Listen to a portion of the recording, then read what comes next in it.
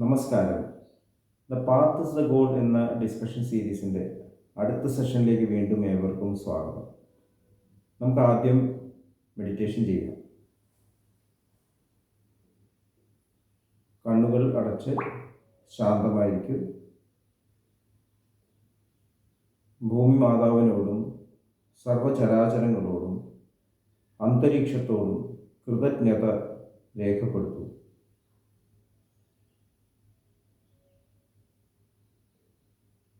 ഭൂമി മാതാവിൽ നിന്നുമുള്ള healing energy കാലുകളിലൂടെ പ്രവേശിച്ച് ശരീരം മുഴുവൻ വ്യാപിക്കുന്നതായും ശരീരത്തിലെ എല്ലാ ഭാഗങ്ങളെയും എല്ലാ കോശങ്ങളെയും റിലാക്സ് ചെയ്യാൻ സഹായിക്കുന്നതായും അനുഭവിക്കും.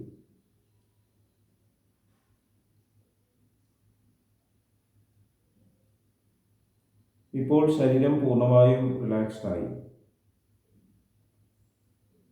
ഈ റിലാക്സേഷൻ ഹൃദയത്തിൽ അനുഭവിക്കൂ. ശ്വാസം ദീർഘമായി ഉള്ളിലേക്ക് എടുക്കൂ. ഹൃദയത്തിൽ സ്നേഹം നിറയുന്നതായി അനുഭവിക്കൂ. ശ്വാസം പുറത്തേക്ക് വിടുമ്പോൾ സ്നേഹം പ്രപഞ്ചം മുഴുവൻ വ്യാപിക്കുന്നതായും അനുഭവിക്കൂ.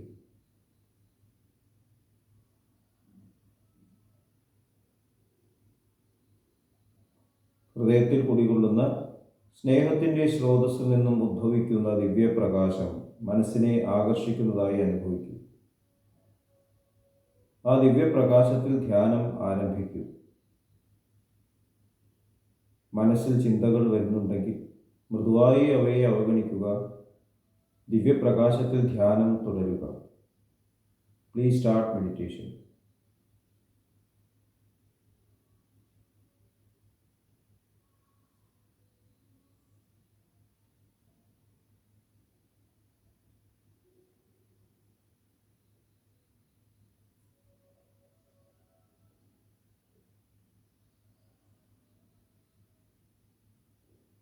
ഓക്കെ, ആ കണ്ടീഷൻ ഹൃദയത്തിൽ നിലനിർത്തി പതുക്കെ കണ്ണുകൾ തുറക്കൂ. എല്ലാവരെയും ഹാർദമായി ഹാർട്ട്ഫുൾനെസ് സഹജമാർ മെഡിറ്റേഷൻ സിസ്റ്റത്തിലേക്ക് സ്വാഗതം ചെയ്യുന്നു. എങ്ങനെ ജോയിൻ ചെയ്യാം എന്നതിൻ്റെ വിശദ വിവരങ്ങൾ ഡിസ്ക്രിപ്ഷൻ ബോക്സിൽ കൊടുത്തിട്ടുണ്ട്.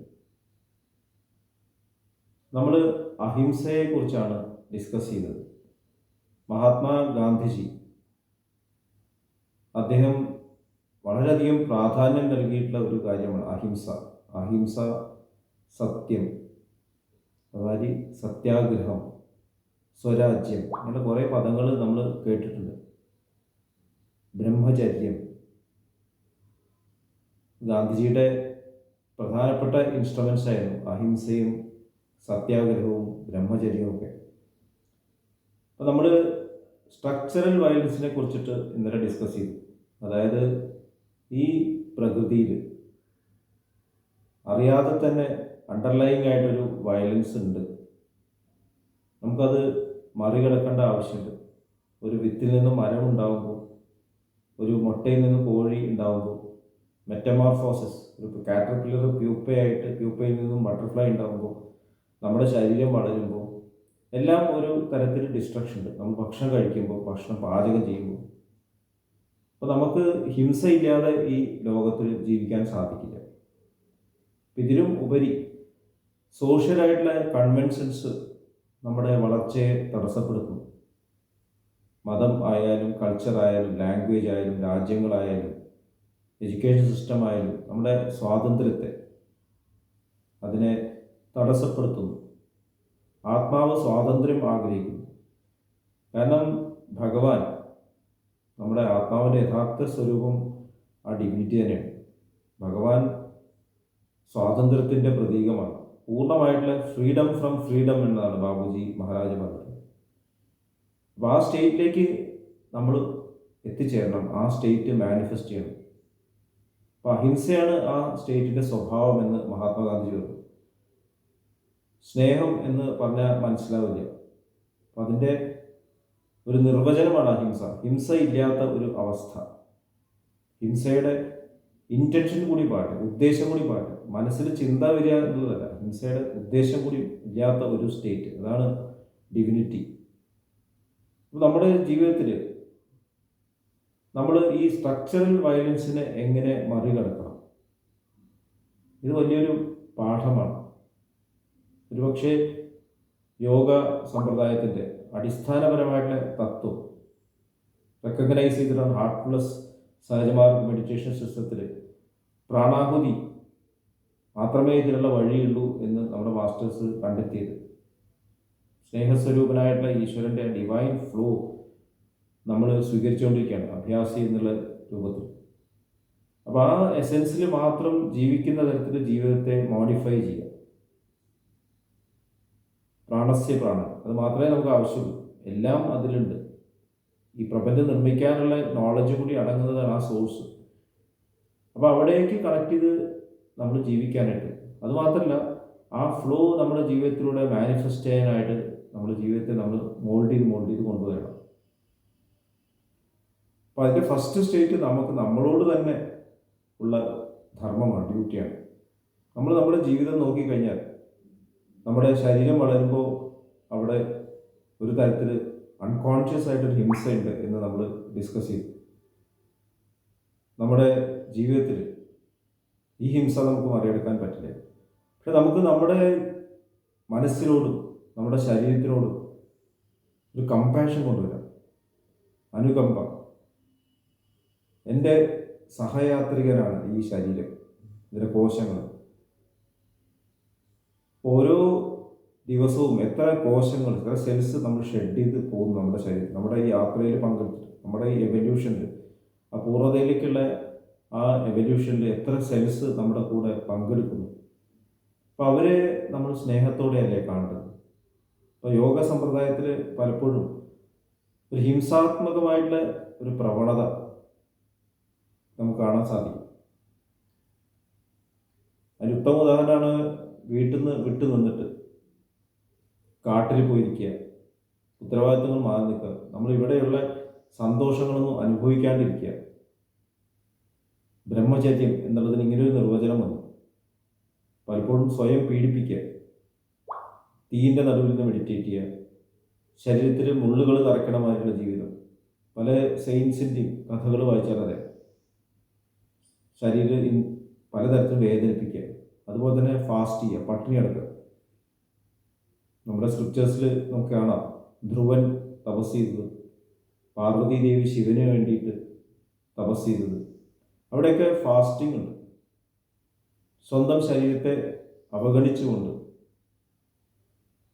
മര്യാദയ്ക്ക് ചിലപ്പോൾ കുളിക്കാനും സമയം കിട്ടിയിട്ടുണ്ടാവില്ല, ഷേവ് ചെയ്യാൻ സമയം കിട്ടും, ജട ഒക്കെ വളർന്ന് നമുക്കിപ്പോഴും കാണാം അങ്ങനെയുള്ള വ്യക്തികളെ. അപ്പം എങ്ങനെയാണ് ഹിംസയിലൂടെ അഹിംസയിലേക്ക് എത്തുക?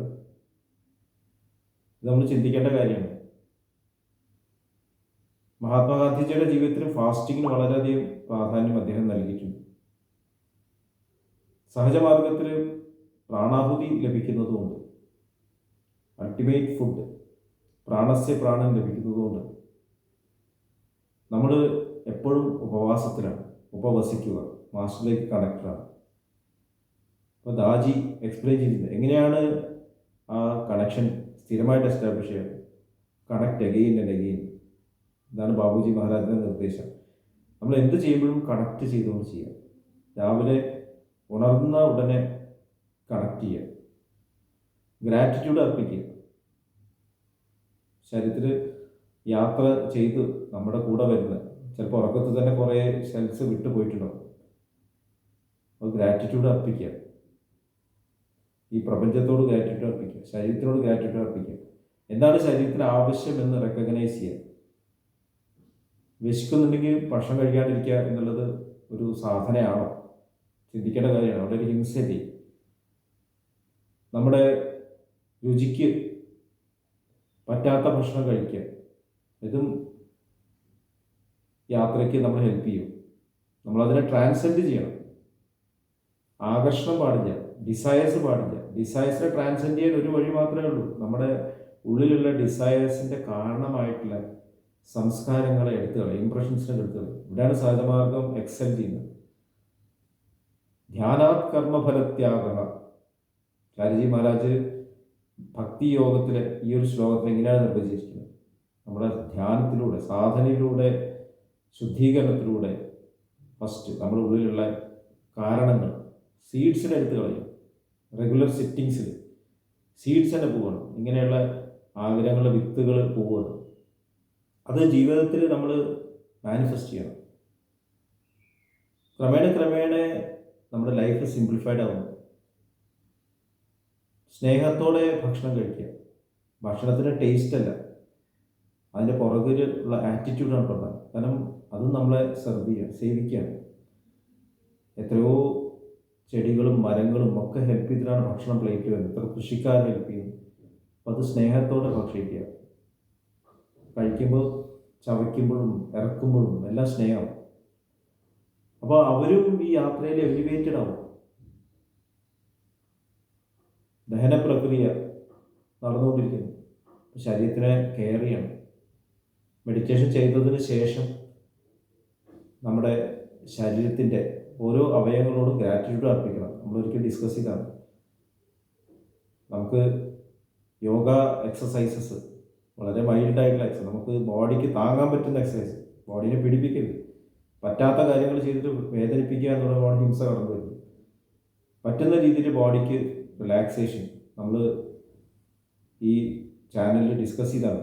വളരെ സിമ്പിളായിട്ടുള്ള ചെയർ യോഗ ഹാർട്ട്ഫുൾനെസ് നമുക്ക് നൽകിയിട്ടുണ്ട്. അത് ചെയ്യാം. ബോഡിയോടുള്ള കമ്പാഷൻ, മനസ്സിനോടുള്ള കമ്പാഷൻ എങ്ങനെയാണ് മെഡിറ്റേഷൻ ചെയ്യുക. മനസ്സ് ആഗ്രഹിക്കുന്നത് എന്തായിരിക്കും, അതിൻ്റെ ഒറിജിനിലേക്ക് കണക്ട് ചെയ്യണമെന്നാണ്. അപ്പോൾ മെഡിറ്റേഷൻ തന്നെ ഏറ്റവും വലിയ കമ്പാഷനായിട്ട് മാറും. അപ്പോൾ അഹിംസയിലേക്കുള്ള വഴി സ്നേഹത്തിലൂടെയാണ്, അഹിംസയിലൂടെ തന്നെ. നമുക്ക് പൂർണ്ണമായിട്ടുള്ള അഹിംസ സാധ്യമല്ലാത്തതുകൊണ്ട് പ്രാണാഹുതി നമ്മളെ സഹായിക്കുന്നു. പ്രാണാഹുതിയിലേക്ക് കണക്ട് ചെയ്യുമ്പോൾ, സ്നേഹത്തിൻ്റെ ആ സോഴ്സിലേക്ക് കണക്ട് ചെയ്യുമ്പോൾ നമ്മൾ ചെയ്യുന്ന പ്രവൃത്തികളിൽ പ്രത്യക്ഷത്തിൽ ഹിംസ ഉണ്ടെങ്കിൽ അതൊക്കെ അഹിംസാത്മകമായി മാറും. കാരണം നമ്മൾ അവയെല്ലാം ഈ ഡയമെൻഷനിൽ ട്രാൻസെൻഡ് ചെയ്യാൻ ഹെൽപ്പ് ചെയ്യും. എങ്ങനെയാണ് ഒരു കാറ്റർപില്ലർ പ്യൂപ്പയായി മാറുന്നത്, പ്യൂപ്പയിൽ നിന്ന് ബട്ടർഫ്ലൈ വരുന്നത്, അതുപോലെ നമ്മളിലൂടെ കടന്നു പോകുന്ന ആഹാര സാധനങ്ങളും നമ്മളിലൂടെ കടന്നു പോകുന്ന കോശങ്ങളും എല്ലാം എവല്യൂഷനിൽ മുന്നോട്ട് പോകുന്ന പോലെ ആവുന്നു. അപ്പോൾ അഹിംസയിലെ ആദ്യത്തെ ഘടകം സെൽഫ് കമ്പാഷനാണ്. സെൽഫ് കമ്പാഷനുള്ള ഒരേ ഒരു വഴി സഹജമാർഗത്തിൽ നമുക്ക് പ്രാണാഹുതിയിലൂടെ ധ്യാനിക്കുക, പ്രാണാഹുതി ലഭിച്ചുകൊണ്ട് സിറ്റിങ്സ് എടുക്കുക, സത്സംഗങ്ങൾ അറ്റൻഡ് ചെയ്യുക. നമ്മുടെ ബിലവഡായിട്ടുള്ള ദാജി ലിവിങ് മാസ്റ്ററെ ഫോളോ ചെയ്യുക. അദ്ദേഹം ജീവിക്കുന്നത്, അദ്ദേഹത്തിൻ്റെ ജീവിതം തന്നെ അഹിംസയുടെ മൂർത്തീകരണമാണെന്നാണ് എനിക്ക് തോന്നുന്നത്. ഇത്രയും പറഞ്ഞുകൊണ്ട് ഇന്നത്തെ സെഷൻ ഇവിടെ അവസാനിപ്പിക്കാം. അടുത്ത സെഷനിൽ വീണ്ടും കണ്ടുമുട്ടാം. നന്ദി, നമസ്കാരം.